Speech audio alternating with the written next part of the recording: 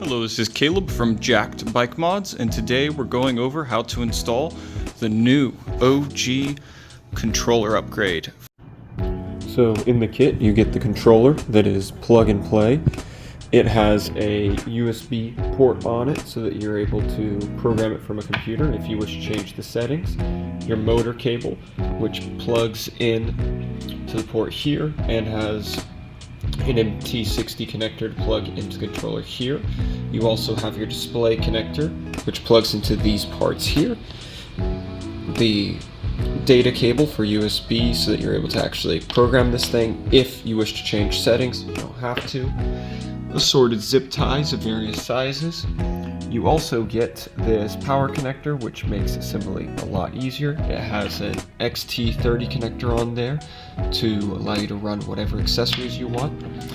This end plugs straight into the controller, and then you also have your charge cable. So this plugs into your bike and a reverse polarity thing. So whenever you plug this into the charge port on your bike, if your red and black do not line up, all you have to do is unplug this little guy here and then they'll line up because this is flipped polarity from that one. And then you get flush cutters so you can cut those zip ties nice and neat and not have to fight with them. For starters, you want to go through and free up your motor cable on the top end. So we're going to cut all the zip ties running along this cable, and we're going to go hop inside of the frame, and we want to cut this zip tie right there to free up the motor cable in the frame. And then we're going to come down to the front, and we're going to cut all the zip ties running up to your display. My display is a little weird because I busted the button in developing this controller. But other than that, I'll be right back to you once I have all those zip ties cut, and we'll go to the next step.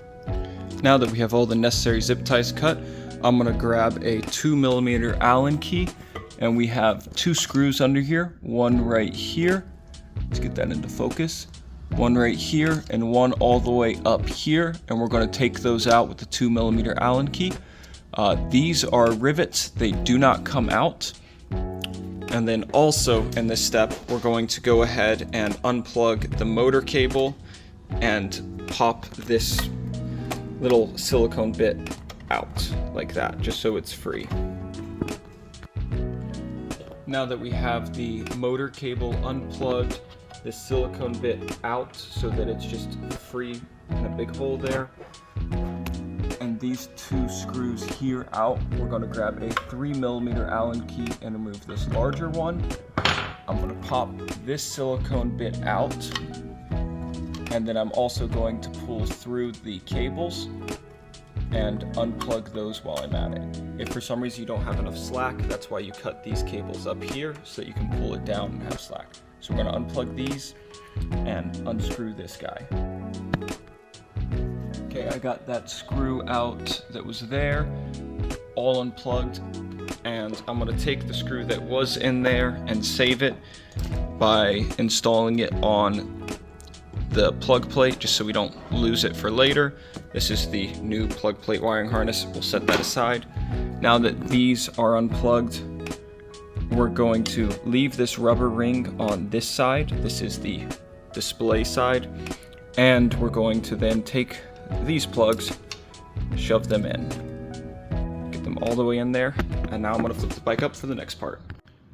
Okay, for the next part, we're going to take this grommet, either fight it off this plug, or just go in here and make a slit with your flush cutters or scissors or whatever, and just cut it all the way through so that it's able to then come off. And then we're going to slip the plug through this hole in the frame. We're not cutting the plug, we're just cutting this little grommet. It will be used again later. Now that all the plugs are in the frame, we're going to go grab your plug plate, which is this guy here. We have this JST connector. We're going to unplug this one. That is for your charge port. And then we're just going to grab the controller and pull it straight up and out of there. And that's the JackRabbit controller liberated from inside of here. And now we have this nice big open space to work with and to install the new controller with. Okay, so we have the new controller out right now to prep it for install. What I'm going to do is I'm going to unplug your plug plate extension from the controller, and we're going to go right here, unplug the Hall effect sensor that goes to your motor cable. Just grab and pull it out like that. Unplug your phase wires like that. So now we have independent controller, independent battery wiring harness, and independent motor cable. We'll get to the next step in the frame. Now we have our plug plate bolt removed from the back so that we stuck there for safekeeping earlier. We're going to grab the charger plug it into the charger. Here's a quick demonstration of how to use the reverse polarity connector for the charge connector on JackRabbit, just in case yours does not line up. So whenever I take this end and try and plug it in, see how the red and black do not line up? That means I want to remove the extension. So the extension's gone, and then now I line up just fine with the red and the black. If you do not have these two lined up, you will not be able to charge your bike and you can damage your charger. Please verify whenever you plug in this plug plate to the charge port that these connector colors line up. We're going to take the motor cable, slip it in the slot. There's only one slot on the side, and plug goes down. Cables with ends go up and out on both of them.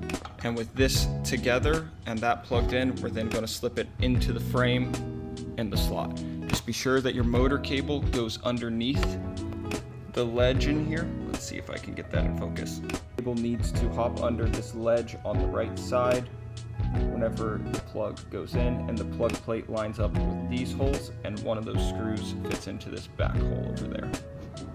I'll get back to you once I have that done. Okay, I have the plug plate in. You can see the motor cable running underneath the side and then also in that little cranny on the frame. The plugs and everything I have facing out over here and just coming out of the hole. And I went ahead and threw the screw in on the bottom of it, right there, using the 3mm Allen key. The next step is going to be to grab these guys, and we're going to fish them through the little hole right there on the frame by your charge port. And you'll want to turn your bars as far to the left side as you can, so you have as much slack on these cables to get them all the way up and where you can access them here. So we're going to fish it through, up, and out.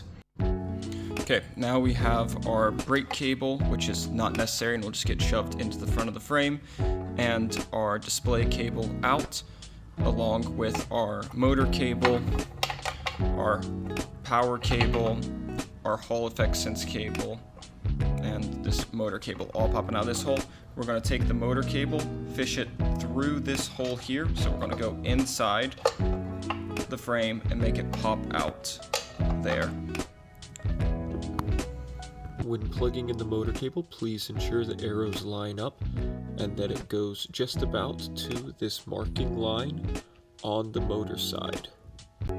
Okay, motor cable's out of the frame, so it goes, I've plugged it in already, runs all the way through. We have it running over here. It's in the way now, that's okay. Goes underneath that little tab and that little metal bit, and then comes out to these two connectors here.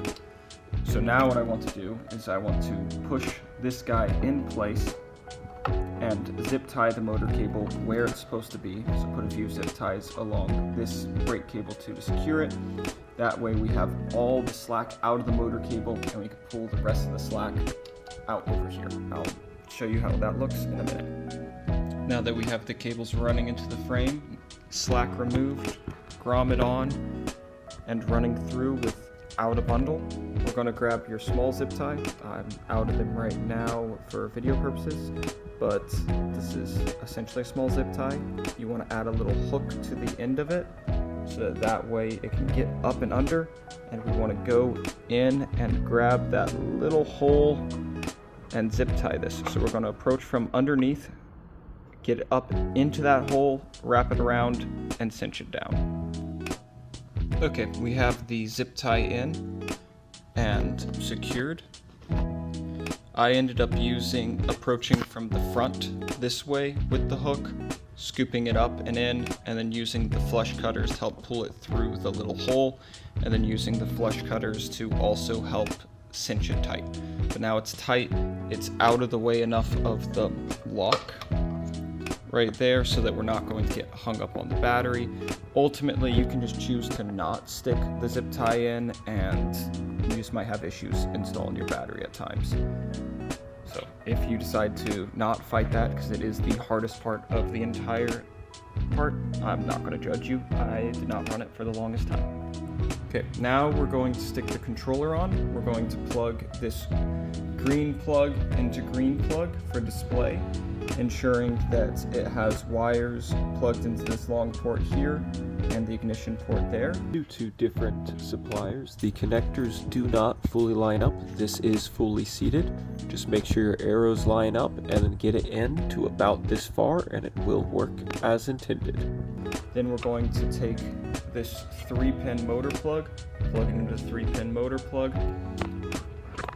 This however many pin connector here, plug it into the Hall effector plug there next to the ignition. You can either choose to leave this USB cable on or take it off. That is up to you. I'm going to leave it on because I plan on doing programming on this controller later. And then lastly, we're going to take this battery plug and plug it in. So once I get all that plugged in, I'll give you the next step. I now have all the plugs plugged in. I'm going to have the controller oriented in this orientation with the power plug running behind, along with the Bluetooth antenna, which is that little gray cable, the motor plugs in the front, along with display plug and USB cable. I'm going to take this, push it down. I do not want it to be on the bottom because it will get caught on your charge port that pokes up. So we want it to be more along this top line, and then we're going to shove it back and into place. Now, I'll see you once we're done with that. Here's a better analogy for the controller and what you need to dodge when sticking it in. So whenever you put the controller in, there's a good chance you're going to get caught on your charge port. So you need to make sure to lift it as close to the top as possible, up in the slot, and slip it forward. Otherwise, you're going to get caught here and it won't go all the way back in, or you'll get caught on the bundle of cables that likes to pop up right here, and those will get all bundled up here and you won't be able to get all the way forward. So as long as you keep it high, you can dodge them, and you can also pull the slack from these cables out and then shove them back in once the controller's in place. And again, that's the cables that go right here that go all the way up into the handlebars. Okay, but that was real easy to stuff in there. I have my USB cable going out. I'm just going to tuck that on top of everything and push it in and out of the way. Let's get a better angle on that. So we're going to push the USB cable in and out of the way. All other cables are out of the way of this plug, so we have a straight shot up without it interfering. These two power cables will just get pushed whenever the battery goes in, so I'm not too worried about them, but there's nothing else for it to snag on. While I was feeding, I did pull through the display cable and the other cable. If there's too much length when it comes to rewire managing, you can just shove these back up in there and then also just put this grommet back in place. And then once you plug the battery in, give it 5 seconds. You turn on your display and then you'll give it 5 seconds and you'll be good to go. And that is a fully assembled one. This guy here is free floating in there. It is secure. It's not rattling around. But it's locked in. Cable's out of the way. So I have the controller in, and I was just about to cable manage, and I noticed this cable's tighter than I'd want, so I'm gonna pull it back out, ensure that cable's on this side with a straight path, not getting caught up by your motor cable or anything else. So so we have enough room to actually get this, because I don't want to be tugging hard and potentially unplugging something.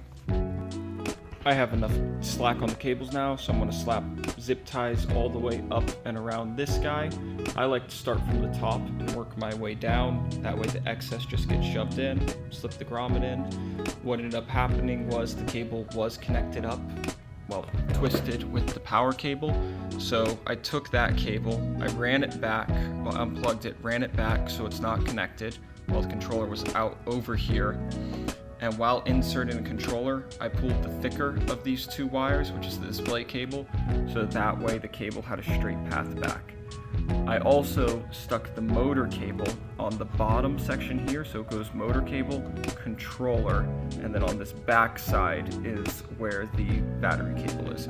That allows us to have this nice clean slot in here, which again, the battery will push the rest of those cables out of the way. If you have any issues, let me know in the comments.